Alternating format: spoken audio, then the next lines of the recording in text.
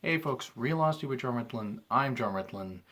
And you may remember it a couple months ago, might even been just a month ago, that I did a show about 10 talents that WCW completely wasted.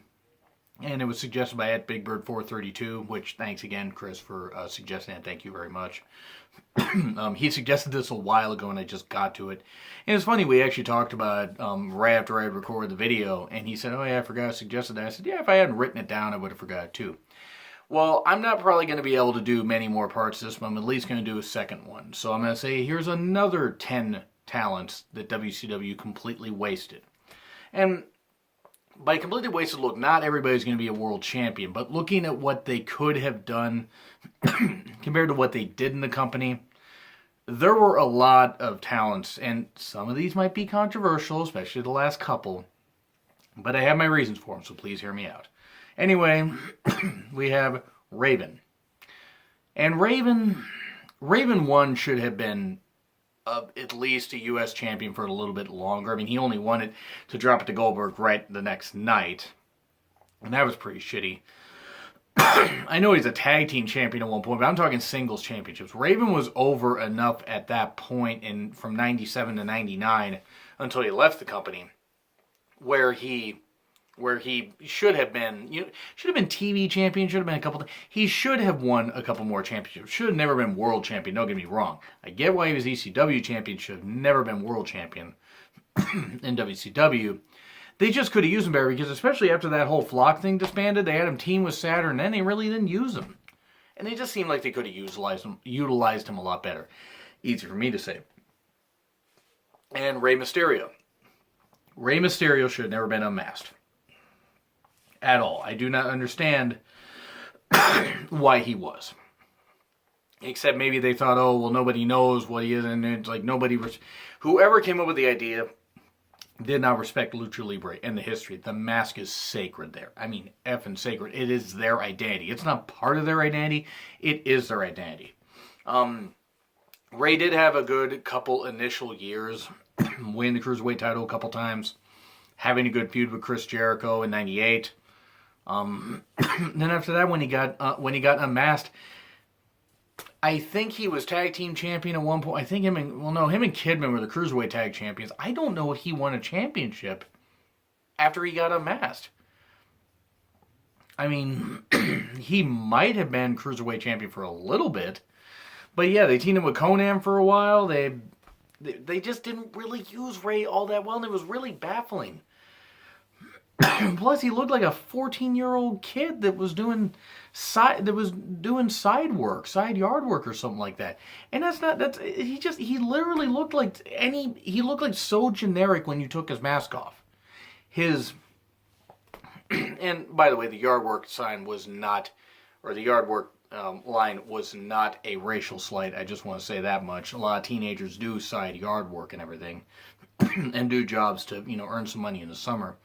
Ray looked generic was basically my point. Ray looked totally effing generic, and it was ridiculous. It was absolutely ridiculous. I did not understand why they unmasked him. And for the last couple years, even from kind of 98, like later 98 into like the time it closed, they could have used him and had him beat, because he was TV champion at one point, and Prince Iuke had beat him. That was weird. It was good. Iuke was a good wrestler. Or did I?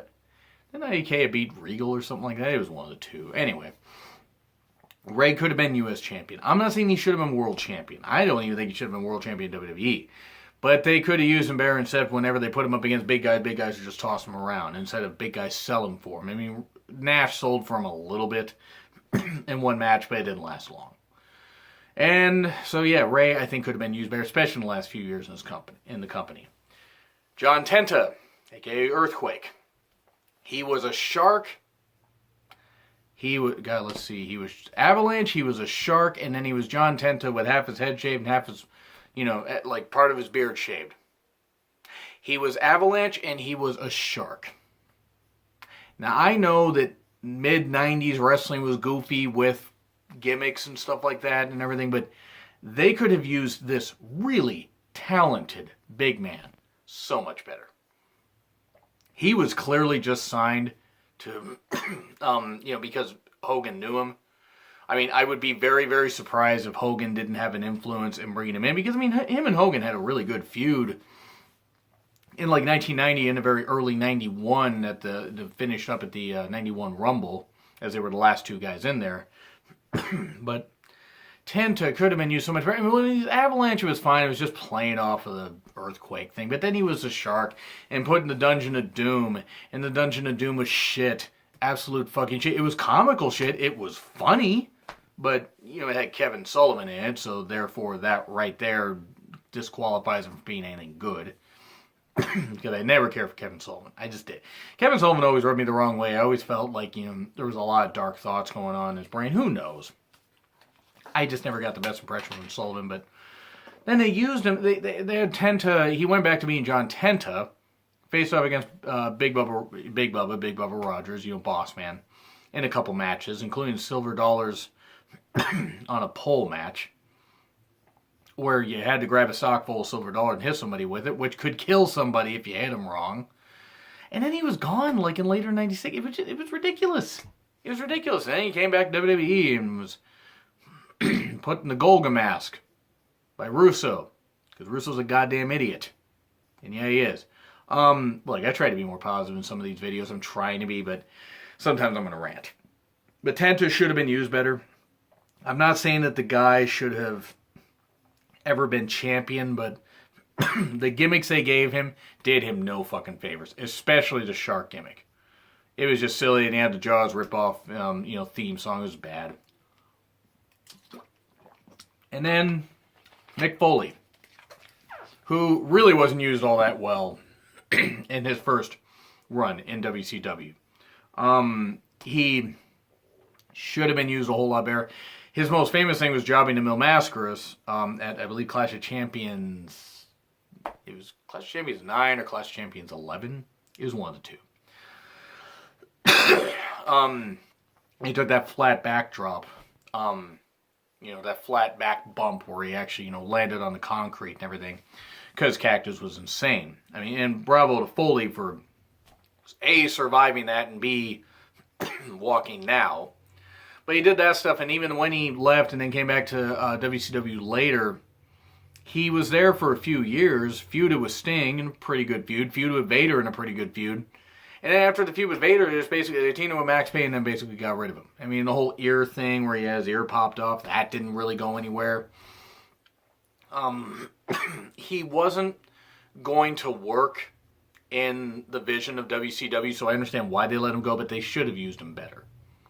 He could have been something like, maybe not a television champion, but maybe a television champion. I mean, I don't know. Give him like a short run with that, even though that championship was a workhorse stuff. Foley could have shown, even with the Cactus character, that he could have made it work. And then the British Bulldog, and I talked about the British Bulldog before. His run in '93 was cut short because of, I forget if it was a bar altercation or if he just had an altercation backstage. But he was rumored to be getting a pretty big push. He wasn't really used the greatest in his 93 run. Then he came back in late 97, early 98. It was just relegated to tag teams. I mean, that's really all it was. They relegated him to tag teams. Then he injured his back at Fall Brawl 98. So both his runs in the company were, like a year and a half, maybe almost 2 years combined. And that's just not very good. They did not use this guy who had a wealth of potential and still had a lot left in the tank in 98, had it not been for that back injury. They didn't use him well at all. He was just basically cannon fodder. It was pretty ridiculous. And let's see. Mike Awesome. He was a 70s guy and he was the fat chick thriller, for fuck's sake. I mean, excuse me, sorry for clearing my throat a lot, but how the fuck was he supposed to do? How the fuck was he supposed to bounce back from that shit? I mean, what in the world? Now look, Mike Awesome may have never been a world champion anywhere except ECW. Might have been a US champion, maybe in WCW. I mean, I'm just saying that's about the level he would have been at. And in WWE, had they used him better, he might have possibly won the IC strap once. But the whole point is, Mike Awesome could have been a lot better for WCW. I mean, ECW was nearing death's door at that point because they were going to lose their TNN deal soon. They were having money issues. Mike Awesome left while ECW champion. And he came in April of 2000, and by March of 2001, the company was done. And his contract was bought up in by WWE, and then they basically misused him. They misused him a lot. I mean, I just didn't understand it. And I'll be right back, folks. All right, folks. I am back. Welcome back. Short break. Trying to clear my throat. Sorry, folks. Allergies. Being sick back in February. I think that this is pretty much just cursed me. Unless I go in and get like some kind of throat surgery and get everything scraped. I don't know. But anyway, Mike Awesome deserved to be used better. Hell of a big man. Could fly. Could wrestle. Could work. Even if his time in wrestling was going to be short in U.S. wrestling because he wrestled in Japan for a while, he could have been used so much better. I mean, those gimmicks would doom just about anybody, and they were going to doom a guy that was brought in with a good amount of hype. I mean, he attacked Kevin Nash, who was still a big star in WCW at that point. And then they squashed it. And now we go to Vampiro. I like Vampiro. I'm a fan of Vampiro. I'm a fan of his work. I understand why he didn't go to WWF and ECW. He didn't want to. WWE, ECW, whatever. He didn't want to go there. He was in WCW for a bit. Made a living in Mexico. Worked in Canada. Worked in other promotions. Okay, cool. I'm not, again, these are not guys that would have been world champion, but they didn't get the Vampiro character at all. One, they should have, if Raven had not left, they should have teamed Raven and Vampiro together. Those characters could have worked together. At least I think. I don't know how they got along backstage. I don't know if they had any heat or whatever, but I would like to have seen that. I think the feud that Vampiro had with Sting could have worked a whole lot better. Apparently Sting didn't necessarily care for it. The Human Torch match was shit. That's not the fault of the performers, it just was shit. But for what he was, I mean, decent sized guy. I mean, 6'3", 6'4", 6'5", 260, 250, 260. Tall, could hit a good chokeslam, really agile, quick, great character. I mean, I love the Vampiro character. Still love it to this day. Loved it in Lucha Underground. Loved it when him and Pentagon Jr. like destroyed each other with friggin' light tube, bulbs and all that. Or light tubes as compared to light tube bulbs. Just broke them over everybody. It was insane. It was fun. It was great stuff. I mean, I've been a fan of the Vampiro character. I mean, for years. Somebody I felt was underutilized, especially in WCW. Should have gotten at least, I think, a TV title run at that point. Some championship run, but I think him and Muda held the tag, Great Muda, like they were the Dark Carnival, and they held the tag titles for like a few days, or maybe one day. Because titles meant nothing in Russo's WCW, because Russo, again, a goddamn idiot. Now we go to Brian Pillman. Brian Pillman did achieve a lot by being tag team champion with Steve Austin, by being the first ever WCW light heavyweight champion, and by working really, really hard and developing the loose cannon character and stuff like that. He did have injuries. He did have that injury in 94 that actually took him out until 95, and then he came back with more of an edge and everything. He should have been world champion at some point. Jim Cornette talked about it in an interview, and I mean, I encourage you guys to find it on YouTube, where he talked about, I think it's in that Arcadian Vanguard, playlist. If not, it's on YouTube somewhere, but Cornette talks about how there was an idea on how to get Pillman over, and I'm not going to go through all the idea, but basically it would have worked. Pillman would have been over there, and Pillman was over. He was going to get over. He wasn't ready to be world champion then, but maybe in a year after that angle he could have been. And they just undercut all that stuff, and for as hard as he worked and as good as he was, face or heel, he should have gotten, out of everybody on this list, should have been world champion in WCW. At least once. I think it would have worked. Now, it wasn't going to work in 95, but it could have worked in 92. By 91, 92.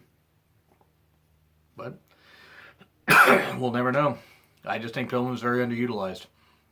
Now we move to Ric Flair. And this is the controversial one.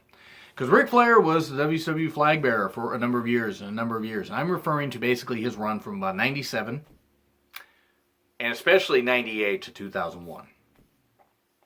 Because they used him so badly. His 97 run, I mean, it was what it was. He was teaming with Piper. There were some good matches. But then they started having him job to he was wrestling like fourth match on the card and this kind of stuff. And in feuds that weren't necessarily built to, make him look good along with making his opponent look good. It wasn't like a 50-50 thing. Flair was putting people over, but he wasn't putting the right people over. I mean, they were having him wrestle Disco Inferno in 98, 99, especially 99. And I'm like, really? Disco Inferno, who actually wasn't even as good as David Flair was in the ring. And yeah, that's saying something. His later years, like Ric Flair's later years in WCW, I mean, I got it. Okay, he was like near 50 or just about 50. I think he was actually near 50 when WCW closed down, 50-51. So I get it. I get it. They didn't want to do that with him. They didn't want to, they maybe didn't want to give him a world title run, even though they kind of did. I mean, they did in 99, and it was pretty ridiculous. But they didn't use him the right way to put people over. This is Ric fucking Flair, and they treated him like a joke. They were having him buried in the desert in like 2000, having him go into a psych ward in 99. No one cared about any of this stuff. He needed to be used better. He was completely wasted in his last few years. And it was demoralizing to see.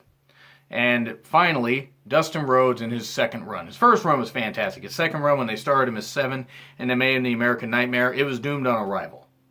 And he's a good wrestler. He still is now. But that whole 7 character is ridiculous. I mean, and the promo he cut on, by the way, is fucking terrific. I forget which one it is. It's sometime in October of 99. October of 99 or very early November of 99. But he just cuts a whole promo and just scathing stuff about it and whatever. So anyway, they really just undercut him really, really bad. So that's 10 more talents that I feel WCW wasted. What do you think?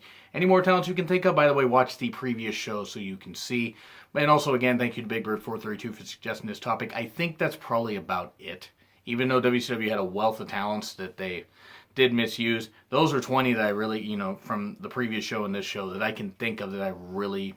that they totally misused. So anyway, if you can think of any more, leave them in the comments. Maybe I'll do a third show.